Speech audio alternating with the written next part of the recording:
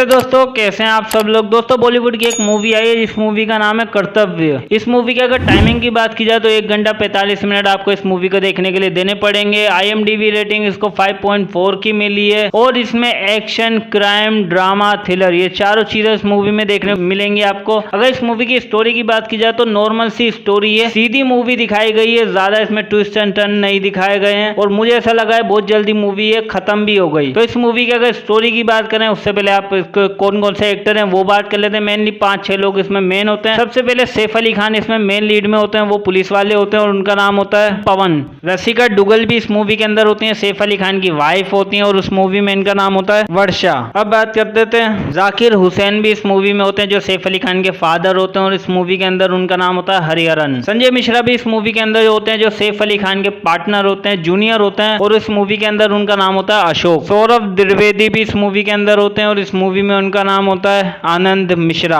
जो कि एक बहुत पावरफुल इंसान होते हैं। तो अब बात कर लेते हैं मूवी की स्टोरी के बारे में। तो इस मूवी की अगर स्टोरी की बात की जाए तो स्टोरी काफी इंटरेस्टिंग है। मुझे थोड़ी शॉर्ट मूवी लगी है लेकिन स्टोरी अच्छी है, इसलिए मैं आपको बताता हूँ। होता यह है कि पवन जो है उसको एक न्यूज रिपोर्टर को सुरक्षित रखने की जिम्मेदारी दी जाती है, लेकिन उसमें वो नाकामयाब हो जाता है। 2 शूटर आते हैं यानी कि शार्प शूटर, वो लोग उस औरत को मार के चले जाते हैं इसकी नाक के नीचे और ये लोग कुछ नहीं कर पाते। इसलिए जो ऊपर से ऑर्डर आता है इसको सस्पेंड करने का, लेकिन ये कुछ दिनों की मोहलत मांग लेता है कि मैं केस सुलझा लूंगा। फिर ये जो है इंक्वायरी करते करते किसी तरीके से आनंद तक पहुंच जाता है इंक्वायरी करने के लिए। आनंद क्योंकि बहुत बड़ा इंसान होता है लेकिन वो इससे जो है ज्यादा बातचीत नहीं करता, इसे भगा देता है। जब इसके बॉस को पता चलता है तो वो इसे धमकी देते हैं कि तू वहां क्यों गया था, अगर तुझे अरेस्ट ही करना तो इस बच्चे को अरेस्ट कर। 12 साल के बच्चे की एक फोटो दिखाते हैं, बोलते हैं इसी ने ये सारा मर्डर किया है, इसलिए इसको अरेस्ट कर, यही गुनहगार है। अब पवन जो है सोच में पड़ जाता है कि ये बच्चा कैसे मर्डर कर सकता है, तो वो इंक्वायरी कर रहा होता है कि इस बच्चा कौन है, कहाँ रहता है। फिर इंक्वायरी करते करते बच्चे की इंक्वायरी वो कर रहा होता है, लेकिन आनंद जो है वो उसके लोग जो उस बच्चे को जान से मारने के लिए निकल पड़ते हैं, गोली वगैरह भी मारना चालू कर देते हैं। लेकिन आनंद किसी तरीके से उसको बच्चे को बचा के उसका पूरा बयान लिखवा लेता है और उसको कोर्ट में सबमिट कर लेता है। लेकिन तभी जो उसका बॉस आता है और वो उस बच्चे को लेके जाने लगता है। अब पवन अपने बॉस को फोन करता है और उसे धमकियां देता है कि मैं जो है सब कुछ तबाह कर दूंगा, इसलिए बच्चे को वापस लेकर आ। उसका बॉस बच्चे को वापस लेकर आता है। पवन बोलता है कि आओ बैठ के आपस में जो है कोई बीच का रास्ता निकालते हैं। तो पवन जो है ये फैसला लेता है और वो बोलता है कि भाई मैं इस बच्चे को जो है इस शहर से कहीं दूर सुरक्षित लेके जाऊंगा और वहां जाके छोड़ दूंगा ताकि ये आगे की जिंदगी कंटिन्यू कर सके, और मैं आनंद के खिलाफ कोई भी एक्शन नहीं लूंगा, ना ही कोर्ट में कोई सबमिट करूंगा। उसका बॉस जो है वो राजी हो जाता है, बोलता है ठीक है। अब वो जो है जिम्मेदारी अशोक को दे देता है कि भाई तुम इस बच्चे को कहीं ऐसी सुरक्षित जगह छोड़ कर आओ ताकि ये बच्चा सुरक्षित रहे और आगे की जिंदगी कंटिन्यू कर सके। फिर उसके बाद इसकी पर्सनल लाइफ में भी शुरू हो जाती है। पर्सनल लाइफ में होता यह है कि इसका छोटा भाई जो है वो एक लड़की से प्यार करता है जो कि छोटी जात की लड़की होती है, और इसका बाप जो है वो काफी जात पात में मानने वाला होता है, इसलिए जो है वो इस सब के खिलाफ होता है। लेकिन जब उसे पता चलता है कि मेरे बेटे ने जो है लड़की भगा दी, वो भी छोटी जात की लड़की को भगा के लेके गया, इस बात पे काफी बवाल होता है। समाज वाले भी आ जाते हैं, छोटी जात वाले भी आ जाते हैं। इस बात पे जो उसका बाप ये फैसला ले लेता है कि अगर ये बात साबित हुई तो मैं अपने बेटे को जान से मार दूंगा। पवन ये बात सुन के जो हैरान हो जाता है कि तू अपने बेटे को कैसे मार सकता है, वो तेरा बेटा है ये वो। इस बात पे काफी इनकी बहस होती है, लेकिन उसका बाप फैसला ले लेता है कि मैं अपने बेटे को मार दूंगा अगर ये बात साबित हुई। फिर उसकी बीवी यानी पवन की बीवी उसे बताती है कि ये दोनों प्यार करते थे, मुझे पता था, लेकिन भागने का फैसला करेंगे ये नहीं पता था। फिर वो बताती है कि मुझे पता वो दोनों कहाँ रह रहे, तो वो पवन को लेके जाती है, उन दोनों से मिलवाती है, यानी कि पवन अपने भाई से मिलता है और उसकी बीवी से मिलता है। फिर पवन बोलता है कि ठीक है मैं तुम्हें एक सुरक्षित जगह छोड़कर आ जाऊंगा जहाँ पे तुम अपने आगे की लाइफ कंटिन्यू कर सकते हो। फिर जो है उसका दोस्त अशोक उसे बताता है कि मेरे पास एक जगह है जो खाली पड़ी हुई है, उसे वहां जाके ये दोनों सुरक्षित रह सकते हैं और आगे की लाइफ जो है फिर उसके बाद कहीं और जाके शिफ्ट हो सकते हैं। तो अशोक ये बात कहता है और पवन जो है इस बात पे सहमत हो जाता है, अपने भाई को जो है उस जगह पे लेके जाता है जो अशोक ने बताई होती है। वहां जाके अपने भाई को और उसकी बीवी को छोड़ देता है कि मैं तुम्हें आगे जाके कहीं और शिफ्ट करवा दूंगा। अब ये होती है उसकी पर्सनल लाइफ। अब उसके बाद आ जाते हैं इसकी प्रोफेशनल लाइफ पे। जब वो बच्चे को वहां छोड़ने के लिए अशोक को बोल देता है तो उसके बाद उसका बाप आता है कि मुझे अपने बेटे से बात करनी है, अपने बेटे से बात करनी है। पवन जो है उस बच्चे को कॉल लगाता है लेकिन उसको कॉल मिली नहीं होती है। काफी दफा कॉल लगाता है तो पवन भी जो है इस बात पर परेशान हो जाता है कि कॉल मिल क्यों नहीं रही। फिर उसके बाद ये होता है कि वो जो है समझ जाता है कि कुछ गड़बड़ है, इसलिए जो है वो अपने बॉस के पास जाता है और धमकी देता है कि तूने उस बच्चे को गायब करवाया, लेकिन तू ये नहीं जानता कि उसका लिखा हुआ इकबाल जुर्म मेरे पास है और ये मैंने अगर कोर्ट में सबमिट कर दिया तो आनंद तो जेल जाएगा ही, तेरी भी वर्दी खतरे में आ जाएगी। इस बात से परेशान हो जाता है उसका बॉस और वो सीधा आनंद के पास जाता है और पूरी खबर दे देता है कि ये सब चीजें। आनंद अपने लोगों को बोलता है कि भाई जाके पवन के घर पे तोड़ फोड़ करो, धमकी धमकियां दो और वो जो इकबाल जुर्म है उस बच्चे का वो लेकर आ जाओ। तो उसके गुंडे आते पवन के घर में और वो पवन को मारते पीटते हैं, उसके बाप के सामने, बीवी बच्चे के सामने पीट देते हैं कि भाई आके वो जो है इकबाल जुर्म हमारे को सबमिट कर दो वरना हम तुझे फोड़ देंगे। तो ये सारी चीजें करने के बाद वो उसे बताते हैं कि भाई जिस बच्चे के लिए तू लड़ रहा है, पवन को बताते हैं कि भाई जिस बच्चे के लिए तू लड़ रहा है उसे तो हमने कब का मार दिया। जिस दिन तूने अशोक को जिम्मेदारी दी थी, अशोक ने हमारे साथ ही मिलकर उस बच्चे को जान से मार दिया और उसकी लाश वहीं पड़ी हुई है। तो ये बात सुन के वो हैरान हो जाता है कि मैंने जिम्मेदारी दी थी अशोक को और उसने ही उस बच्चे को मार दिया। फिर वो गुस्से में आ जाता है और गन लेके और वो पेपर्स लेके जिसमें इकबाल जुर्म होता है उस बच्चे का, वो दोनों लेके जो है मीटिंग करने का फैसला करता है। वो अशोक के पास जाता है, बोलता है भाई मेरी मीटिंग करा। वो ये नहीं बताता कि मुझे सच्चाई पता है। अशोक मीटिंग कराने के लिए तैयार हो जाता है उन लोगों से, यानी आनंद से नहीं, आनंद के जो गुंडे होते हैं उनसे मुलाकात करवाने के लिए तैयार हो जाता है। और जब वो मिलता है तो उन्हें पेपर्स भी देता है, लेकिन दोनों लोगों को जान से मार देता है, यानी आनंद के दोनों जो लोग होते हैं उनको मार देता है। फिर वहां पे होता ये कि अशोक खड़ा हुआ उसको देख रहा होता है, वो बोलता है कि ये आपने कहा किया, मैं जो है आनंद सर को फोन करूंगा, ये